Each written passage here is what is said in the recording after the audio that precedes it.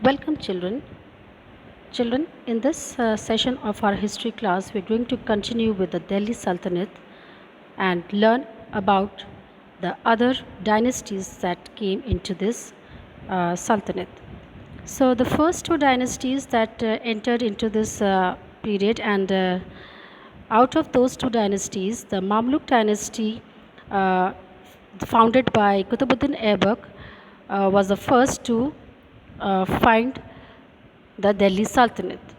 So now, after the Delhi Sultanate, after the Mamluk dynasty entered the Khalji dynasty, and now we are going to learn about the third dynasty of this Sultanate.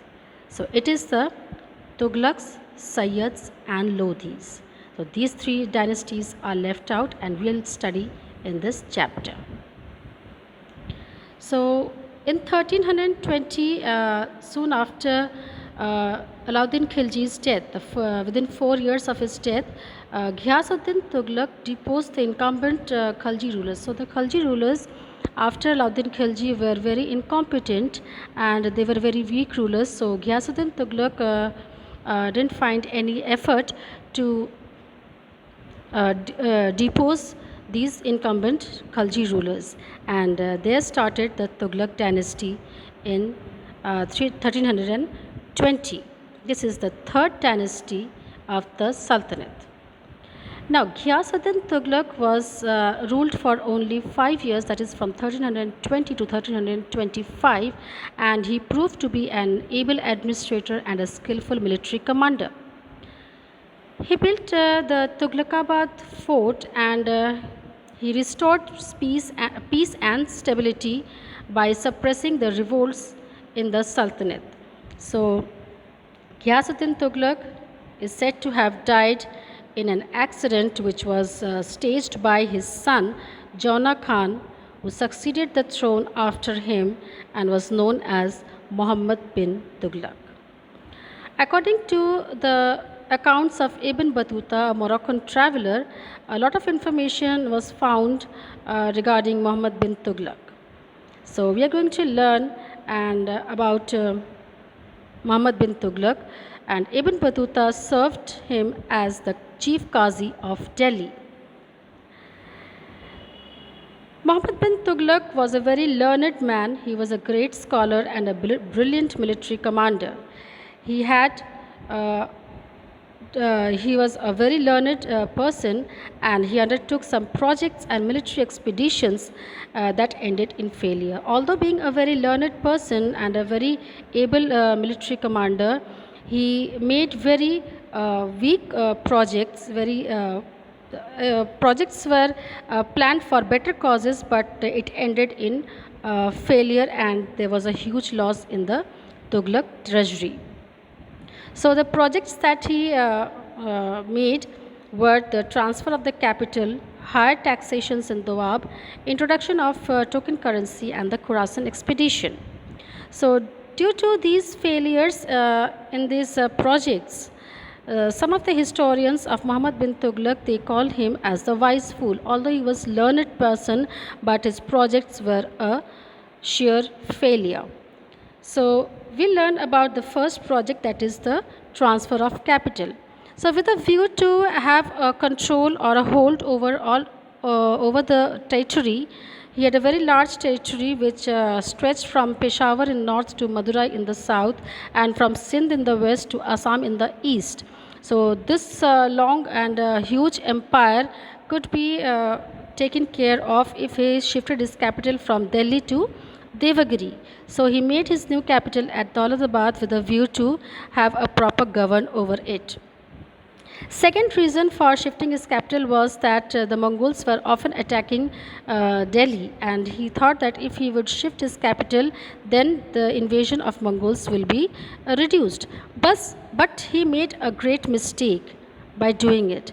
So the mistake that he made while shifting his capital, that he ordered all his common people as well as his court and officials to shift from Delhi to Daulatabad. So this incurred a heavy expenditure and a heavy loss of life also. So it was a very long journey of about 1500 kilometers, and it incurred a heavy expenditure. Many people died on the way, and later on, what happened that the absence of Sultan in Delhi led the Mongols attack more frequently. So it posed a great challenge to his authority, to his rule. So again, Muhammad shifted his capital from Daulatabad back to Delhi. This resulted in a failure. This plan was a sheer failure and it incurred a very heavy expenditure. So his first project failed out, and now was his second project. Now, all the treasury was had been emptied and it was vacant, but Muhammad needed a lot of resource to strengthen his army. So he increased the taxes on the peasants in the fertile region of the Ganga Yamuna Doab. So on this fertile land, he thought that there is a lot of production, so he increased the taxes on the farmers, and unfortunately, it was during this time that there was a severe famine, and the farmers were compelled to pay heavy taxes by the tax collectors. So, unable to bear the high handed behavior of the officials, the farmers then revolted. Many of them fled to jungles, refusing to farm on the lands, and the Sultan realized this state very late, and he uh, undid his policy. Next was the introduction of token currency. Now, Muhammad bin Tughlaq introduced token currencies to represent silver coins. Was an innovation of Muhammad. So, issuing of token currency to represent silver coins was another innovation of Muhammad. He introduced copper and brass coins to overcome the shortage of silver during his rule. Now, these coins were meant for use by the people in their day to day monetary transactions. The people could exchange this currency anytime for silver from the royal treasury. The token currency scheme also failed because of poor execution. So it was not so efficiently handled, and it failed due to its poor execution because people started minting fake coins in their homes and a large number of fake coins came into circulation. This this could not be foreseen. The people Muhammad could not foresee the circulation of fake currency, and there was a failure in this system because the foreign traders refused to accept the copper and silver coins, considering them to be fake. So, thus, the royal treasury got depleted due to large scale exchange of fake coins for silver. And finally, Muhammad had to withdraw the token currency. Now, his fourth was the expedition to Khorasan. So, in order to expede over capture Khorasan, he led an expedition where he organized a huge army and he paid the army the 1 year salary in advance. So, Muhammad abandoned the project a year later, considering that it was not feasible. So, it was very impossible to pay the salary 1 year prior. So, he launched an expedition to conquer Tibet also, but shelved it after suffering heavy casualties in the snowy terrain. So, since